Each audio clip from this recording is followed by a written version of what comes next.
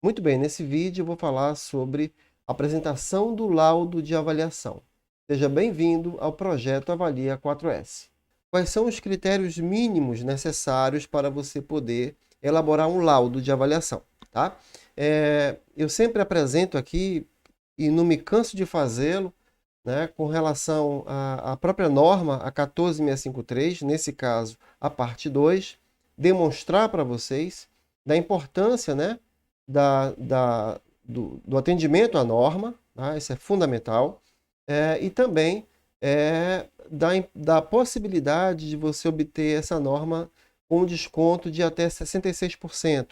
Nós temos vídeos sobre isso, né, no meu canal, e você acessando o site, né, do catálogo, na verdade é um site da ABNT, na qual existe aí um convênio entre a Mútua, entre o Confea, CREA e Mútua, Caixa Assistência, para você poder obter esse desconto a um percentual bem interessante. Bom, mas para falar sobre a apresentação do laudo de avaliação, mais uma vez eu recomendo que você acesse aí o meu canal, onde você vai ter uma série de vídeos. Eu recomendo que você o faça, né, que podem te auxiliar bastante nesse processo e que desemboca, né, o resultado final é a elaboração do laudo, tá certo?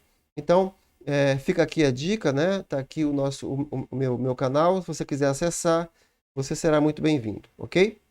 Bom, para falar sobre a, a elaboração do laudo, né, que a elaboração do laudo é escrita, né, como aqui já se apresenta, né, a forma da redação do seu laudo de avaliação, que eu costumo chamar de elaboração do laudo, esse último item aqui embaixo, de vermelho, né, você certamente passou por várias etapas. A primeira delas foi a vistoria, né, foi feito o planejamento da pesquisa, foi feito o levantamento de dados, o tratamento desses dados, né, a interpretação do modelo com base nesse tratamento de dados, e por fim, e somente no final, é que você vai elaborar o laudo de avaliação, né? Então, essa elaboração do laudo é a última etapa de um processo que inicia com a vistoria, né, e necessita dessas etapas seguintes para poder você é, é, cumprir e detalhar, no caso, a elaboração do laudo. Mas você não faz de qualquer forma, né? A elaboração do laudo, como aqui bem dito, aqui, como já descrito, é a hora de redigir o laudo, né? E ele pode ser simplificado ou completo, conforme aqui se apresenta, tá bom? Bom, indo aqui em frente, mais uma vez destacando da necessidade do cumprimento, eu estou partindo aqui do princípio que você já cumpriu as etapas preliminares, né? E agora está na parte da elaboração do laudo. Essa elaboração, ela requer um critério definido pela norma, pela NBR 14653, parte 2, a quem, né, eu vou destacar, e em parte também a parte 1, né, para que você possa elaborar um laudo. Na verdade, esse processo é contínuo e nunca termina, né? Até você ter a certeza de que o seu modelo é o adequado para finalmente você poder elaborar o laudo de avaliação, como o próprio nome já diz, certo? Mas, bom, a apresentação do laudo de avaliação, ela requer, conforme a NBR 14653, parte 2, é a ela que eu vou me referir, né? Porque nós estamos tratando aqui de laudo de avaliação de imóveis urbanos, né? Pelo modelo de regressão linear, ok? E ela requer algumas etapas que são fundamentais e imprescindíveis, ok? Quais sejam? Então, a 14653, parte 2, eu estou falando da norma de 2011, a mais recente. A apresentação do laudo de avaliação, ele está destacado no item 10, tá certo?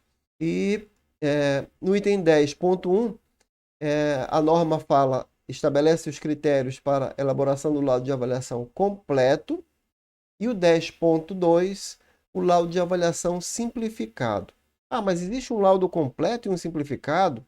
Um é melhor que o outro? Na verdade, ambos têm a mesma eficácia, porém o completo ele muitas vezes ele é utilizado para determinadas situações, enquanto que o simplificado para outras situações. Quais sejam essas situações? No caso do laudo de avaliação completo, né, geralmente aqui é uma opinião minha, tá? Uma opinião aqui do Telamon. Ele geralmente é utilizado na avaliação de laudos periciais, né? Ou quando a parte contratada estabelece com você, né, essa exigência, né, de ser um laudo completo. E aí nós vamos descrever item a item, ponto a ponto, de como é composto o laudo completo e o simplificado. Já o simplificado, como aí já estabelece embaixo, né, geralmente é um laudo de avaliação para bancos, né? Para instituições bancárias. Não quer dizer que as instituições bancárias também não utilizem o laudo completo. Utilizam, né? E pagam um valor proporcional, né, ao laudo ser completo, que é um valor bem acima do laudo simplificado, mas são situações específicas nas quais o próprio banco estabelece o critério que ele deseja que você, credenciado, possa fazê-lo, tá certo? Então, em muitos casos, determinadas instituições bancárias, de forma geral, utilizam o laudo simplificado, mas quando há necessidade do completo, ela vem no formato, ela vem numa ordem de serviço específica, né, com valor diferenciado, tá bom? E aqui é só um exemplo que separa aqui um do outro. Tá? E eu estou tentando apenas exemplificar aonde ele é utilizado. Isso não é regra, isso é uma opinião minha, ok? Bom, o laudo de avaliação completo, né? Conforme a NBR 14653, parte 2, o laudo de avaliação completo deve conter, no mínimo, observem, no mínimo, os seguintes itens. Então, você tem que atender pelo menos os itens que aqui aparecem conforme a NBR 14653, parte 2. Lá no item 10, tá? Bom, vamos lá. Identificação do solicitante. Normalmente no laudo, geralmente você vai colocar o nome do solicitante, né, do interessado, o seu endereço, a cidade, né, o estado da federação. E aqui eu coloco uma observação, que é um critério meu também, né, e tanto das perícias quanto das avaliações bancárias, geralmente não, nós colocamos sim as coordenadas geográficas. Então, é interessante que você também coloque as coordenadas que mostra de início a localização desse imóvel avaliando, seja uma casa, um apartamento, um terreno, um lote, né? Uma gleba, tá? É importante identificar pelas coordenadas geográficas também, além, né, do que eu já falei aqui, dos itens mínimos necessários que a norma estabelece como um critério para a apresentação do laudo. Bom, após a identificação do solicitante, nós temos a finalidade do laudo, quando informado pelo solicitante, né? Muitas vezes você, quando faz uma avaliação, você geralmente vai fazer previamente, né? Você vai perguntar da parte interessada do solicitante, se for um particular, né? Qual o objetivo, qual a finalidade do laudo, né? Objetivo e finalidade são diferentes, tá? Qual a finalidade do laudo? E aí, se o solicitante informar, é importante que você coloque a descrição, a finalidade a que se destina, né? E aí, o item 7 da 14653, parte 2, eu estou aqui citando como uma fonte de consulta, ok? A finalidade pode ser, aqui resumido, tá? E aqui os que eu já fiz, de locação, pode ser com a finalidade de aquisição, né? De alienação, ou seja, você vai alienar o banco, você vai deixar ele como uma garantia, né? Vai ficar alienado ao banco, não deixa de ser seu temporariamente, até que você pague as parcelas, né, pendentes desse empréstimo, para fins de garantia, né? Para fins contábeis, já fiz também alguns, não muitos, mas aqui muitas vezes a Receita Federal ela solicita um laudo de avaliação e tem que ser por um profissional legalmente habilitado. e aí já fiz alguns para fins contábeis, atualização de balanço, etc., né? Para seguro, né? A seguradora ela tem que saber em quanto está avaliado o imóvel, né? Para poder, a partir desses dados, poder estabelecer o percentual, né? do valor do seguro, adjudicação e outros. Aqui no caso, a finalidade no item 7, ela elenca alguns mais, tá? Só que eu estou aqui tentando diminuir o espaço para poder caber num só slide, e também estou citando aqueles que eu já realizei. Existem alguns outros mais, alguns 2 ou 3 a mais, mas eu estou citando aqui os que eu já fiz, tá? Então, aqui é uma fonte de consulta para que você possa ter um referencial para quando for solicitado do interessado, do solicitante, né, que solicitou a você o laudo, a finalidade, e você pode enquadrar já aqui no que a norma estabelece, tá bom? Para não ficar solto de qualquer jeito, tá? Bom, no item C, o objetivo da avaliação, né? No item 7 das atividades básicas da 14653, parte 2, o objetivo pode ser valor de mercado de compra e venda, né? Ou de locação.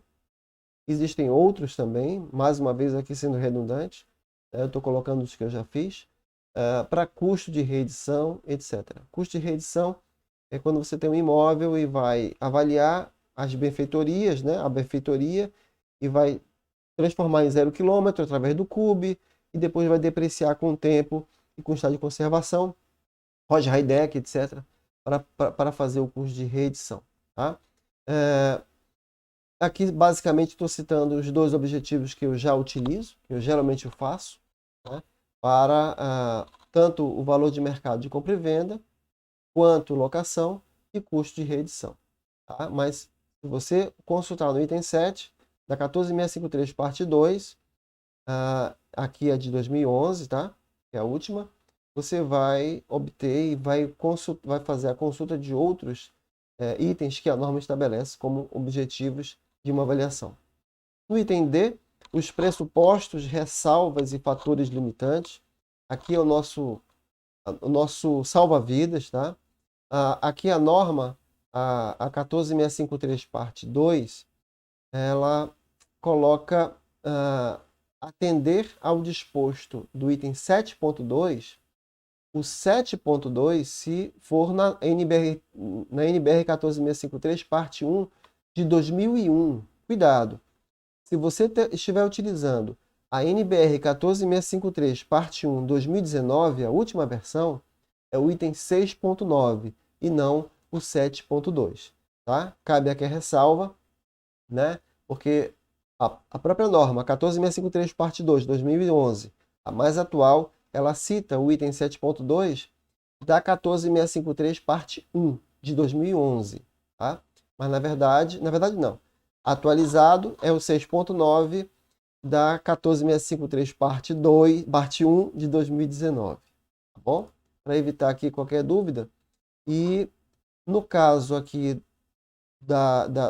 dos pressupostos, ressalvas e fatores limitantes, no caso, por exemplo, ela estabelece lá no item 6.9, tá? Ela estabelece que eu posso utilizar, no caso, quando utilizar a situação paradigma, ela se divide em hipotética ou virtual. A hipotética é imóvel não vistoriado internamente? Pode, pode. Muitas vezes a gente faz, no caso de avaliações bancárias, você, quando faz a avaliação, a primeira de financiamento, né, você entra no imóvel e faz o laudo, porque a pessoa te recebe, né, um tapete vermelho, porque ela quer financiar, ela tem interesse, então, ou ela, um corretor, você adentra o imóvel e tira as fotos, faz a vistoria interna, seja qual tipologia, né? Mas, em caso de adjudicação, questões já judiciais, por falta de pagamento, por exemplo, do financiamento habitacional, muitas vezes o interessado, né, o morador não permite a sua entrada. E nem por isso você deixa de avaliar. Vai ser por situação paradigma, né, utilizando o laudo anterior, o primeiro laudo que originou o financiamento. Então, quando o imóvel não é vistoriado internamente, é só um exemplo aqui para ficar claro para você. Existem outras formas, né? e também de virtual imóvel no projeto considerado pronto. Também no caso de empreendimentos que estão ainda na planta, por exemplo, né, você pode avaliar conforme o projeto apresentado, como se pronto estivesse, né, para poder fazer a parte do financiamento, incorporação, etc. Né? Então, também você pode fazer, mas são situações de paradigma, no caso, que necessitam ser claramente especificadas nesse campo específico, né? E a norma estabelece como pressupostos, ressalvas e fatores limitantes. E aí eu coloquei aqui, citando a norma ainda, sempre que presumir e assumir situações ou fatos que possam afetar a escolha da abordagem ou o resultado do trabalho, no caso, o profissional de engenharia de avaliações deve deixar claramente expressos no laudo de avaliação.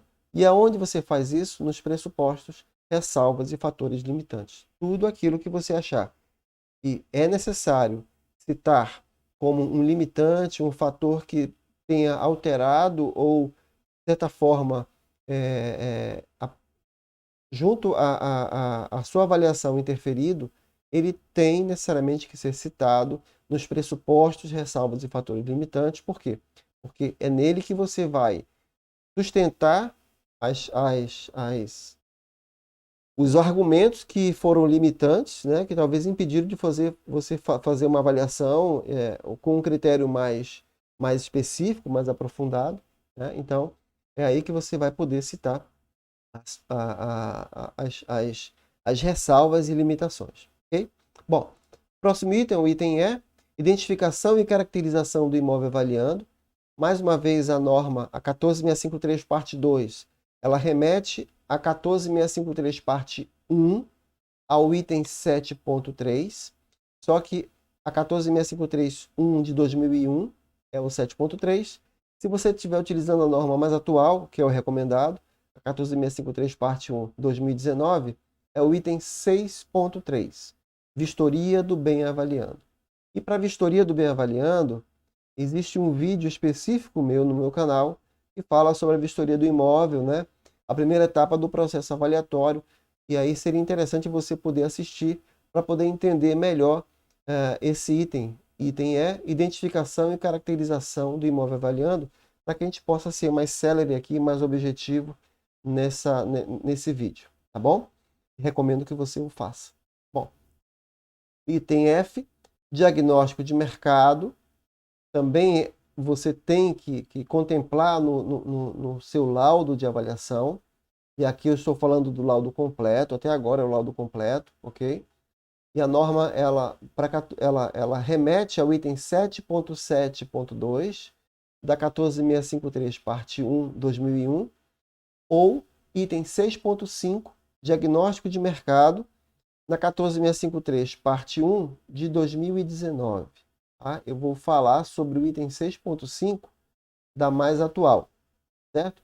Que é o diagnóstico de mercado, no qual o profissional, conforme o tipo de bem, as condições de contratação, o método empregado e a finalidade da avaliação, pode tecer considerações sobre o mercado do bem avaliando, de forma a indicar, tanto quanto possível, a estrutura, cuidado, a conduta e o desempenho de mercado. Geralmente, não só no laudo completo, mas também no laudo simplificado, esse item é um item relevante que muitas vezes os profissionais da engenharia de avaliações citam, né, de forma genérica, mas ele interfere diretamente no valor do avaliando. Às vezes você pode utilizar o campo de arbítrio para diminuir, né, em até 15% ou elevar em até 15% o valor do avaliando, se for possível essa variação, com base na estrutura, conduta e desempenho de mercado. No mercado hoje de recessão, é necessário que você fique atento, e se você falar e colocar na estrutura, conduta e desempenho que a liquidez é em 12 meses, né, a rentabilidade do imóvel é baixa, etc. e tal, isso vai refletir no valor também de queda. E aí você, se puder utilizar o campo de arbítrio, né, você vai ter que justificar. O que não pode é você falar da estrutura, conduta e desempenho em queda e valorizar o imóvel sem uma justificativa coerente, certo? Ou fazer e não baixar, diminuir um percentual aí que possa justificar essa conduta, né? A estrutura e o desempenho de mercado. Tá? Bom, no item G, a indicação dos métodos, né, e procedimentos utilizados, do método ou procedimento utilizado, ou dos métodos, né? Mais uma vez, seria a seção 8 da 14653, parte 1, 2001, mas eu vou me referir à norma mais atual, a 14653, parte 1, 2019, que é o item 7, metodologia aplicável. E aí um destaque para os subitens 7.2 e 7.3, que são as metodologias que você pode utilizar para avaliar um imóvel. No caso, para o 7.2, né, os métodos para identificar o valor de um bem, seus frutos e direitos. Aí o método comparativo, né, direto de dados de mercado, que a norma recomenda sempre que possível. Método involutivo, método evolutivo, método da capitalização da renda, são os métodos para identificar o valor de um bem, né, seus frutos e direitos. Okay? E o item 7.3, o métodos para o custo de um bem. Lembra que eu falei do método comparativo, né? E também da quantificação do bem, né? Da reedição. Então, aqui eu tenho o método comparativo direto de custo, não é o direto de mercado, tá? De custo, cuidado. E o método da quantificação de custo. E também a norma estabelece, o item 7.4, a viabilidade para a utilização econômica de um empreendimento, que é a avaliação de empreendimentos, é a NBR 14653, parte 4, salvo engano. Ok? Bom, mas não vou entrar em detalhes aqui nos métodos, porque aqui é um outro assunto que não diz aqui respeito a esse vídeo. Né? Nós só estamos citando só quais são os itens relacionados à apresentação do laudo para você redigi-lo. Então, a metodologia aplicável é função basicamente da natureza do bem avaliando, da finalidade da avaliação, da disponibilidade, qualidade e quantidade de informações colhidas no mercado. A partir daí que você vai poder elencar qual o método mais ajustado, né, àquele avaliando que você vai levantar, né? Seja pelo comparativo, preferencialmente, dependendo, né, se for uma gleba, evolutivo, né, um evolutivo na impossibilidade do comparativo. Bom, método da capitalização da renda e os demais que eu já citei aqui. Tá bom? O item H, a especificação da avaliação, indicar a especificação atingida com relação aos graus de fundamentação e precisão, conforme a seção 9 da própria 14653, parte 2. Tá? E quando solicitado pelo contratante, deve ser apresentado o demonstrativo da pontuação atingida. Eu sempre coloco a pontuação atingida, seja para um modelo simplificado, né, ou o modelo completo, tá? Porque demonstra aqui a sua segurança na execução do seu serviço, do seu trabalho, tá bom? Então, a especificação das avaliações, constante lá no item 9, né, existe a tabela de fundamentação e de precisão, né, e aí ela vai se desenvolver de acordo com a metodologia, com o método utilizado, certo? Bom, o item I, a planilha de dados utilizados, ou seja, os dados de mercado que você levantou, né? Essa planilha ela tem que ser apresentada, isso eu estou falando para o modelo completo, né? Cuidado, também tem vídeo no meu canal, na parte de perícia, que mostra que muitas vezes eu já tive situações nas quais o primeiro perito foi impugnado, eu fui nomeado, em razão exatamente dessa planilha de dados utilizados, porque juntaram-se dados, apresentaram-se dados de mercado que foram confrontados no caso o perito, né, apresentou, e do juízo, e o assistente técnico, sabiamente, ele foi fazer uma consulta, uma pesquisa mais minuciosa e apresentou um laudo, um parecer discordante e derrubou esse laudo do perito, tá? Mas a planilha dos dados utilizados, aqui, geralmente, isso aqui sou eu, Telamon, geralmente eu costumo colocar no anexo, tá? Um anexo específico do laudo, para não sobrecarregar, para não ficar o laudo denso, né? Então ele entra especificamente no anexo que eu chamo tabela de dados amostrais. Nessa tabela de dados amostrais, eu geralmente, quando eu faço avaliação e utilizo um programa computacional, evidente, eu coloco logo do início as variáveis alfanuméricas, ou seja, a parte de texto, e depois as variáveis numéricas, aquelas que são objeto de inferência estatística, tá? E aí, no caso, as variáveis alfanuméricas, o próprio dado, numeração dos dados, né, o endereço daquele dado, o nome do informante, da pessoa que deu a informação, né? Pode ser, no caso, um site, né? No site, geralmente os sites hoje de consulta, você tem o nome da pessoa que está ofertando, seja um corretor, seja um interessado, telefone, data, etc. Então aqui é uma sequência minha, tá? Uma metodologia do Telamon, não é uma camisa de força, é só uma sugestão, né? E aí você vai fazer da forma que você achar melhor. E depois dessas informações, na sequência aqui, teríamos as variáveis numéricas, né? Área, padrão, o padrão de construção, o estado de conservação, índice fiscal, o valor total ou o valor unitário. E aí, de acordo com essas variáveis elencadas, né? Não são todas, né? Ou pode ser uma ou duas, ou todas, e aí é um critério seu.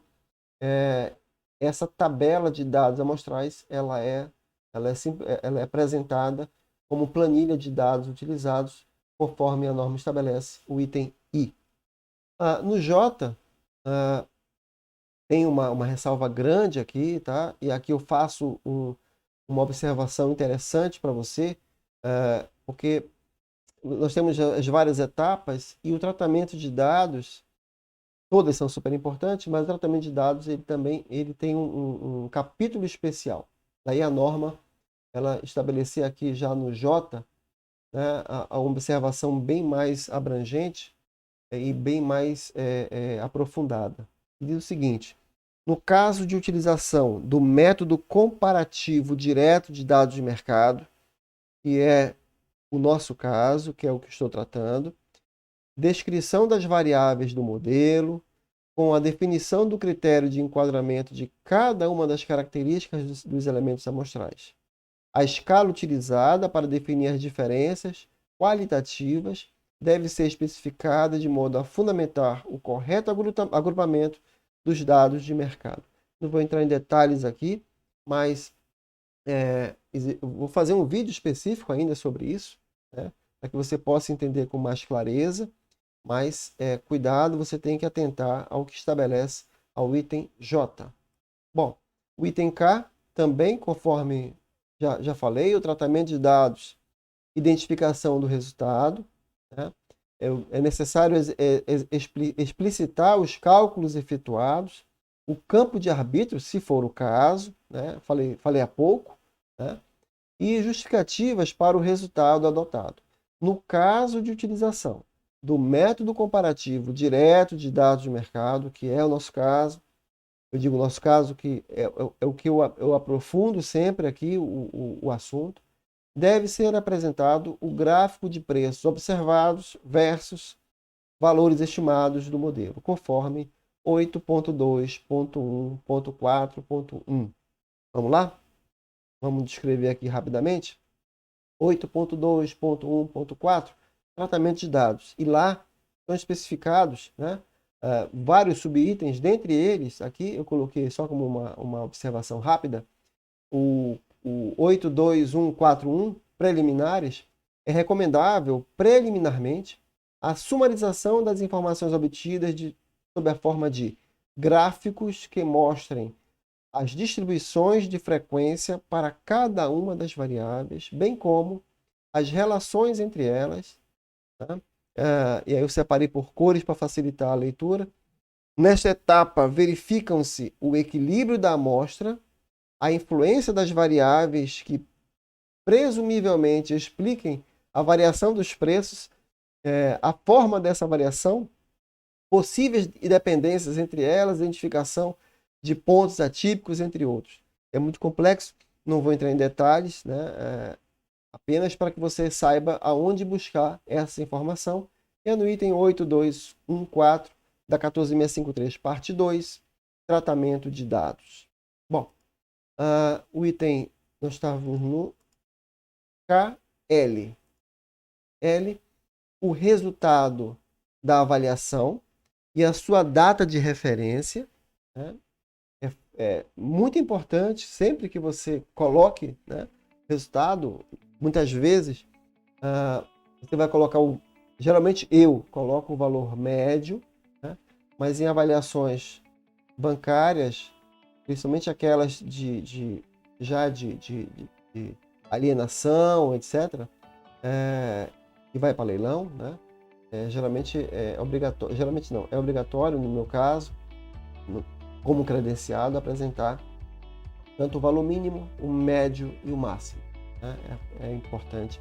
E muitas vezes a pessoa que te consulta, né, que te contrata, né, o solicitante, ele pode pedir também o valor mínimo, médio e máximo, até para ele ter noção de onde ele pode, até onde no mínimo ele pode ficar, né, para